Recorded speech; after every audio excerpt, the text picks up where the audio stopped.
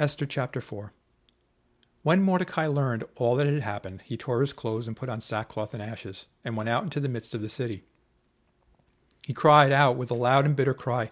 He went as far as the front of the king's gate, for no one might enter the king's gate clothed with sackcloth. And in every province where the king's command and decree arrived, there was great mourning among the Jews, with fasting, weeping, and wailing, and many lay in sackcloth and ashes. So Esther's maids and eunuchs came and told her, and the queen was deeply distressed.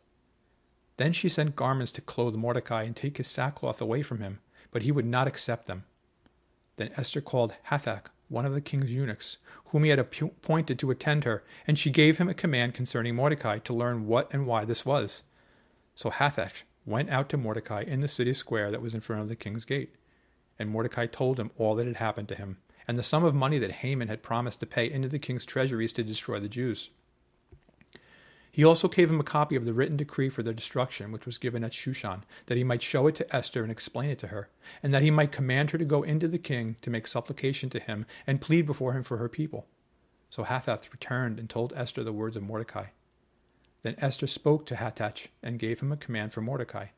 All the king's servants and the people of the king's provinces know that any man or woman who goes into the inner court to the king, who has not been called, he has but one law: put all to death, except the one to whom the king holds out this golden scepter, that he may live.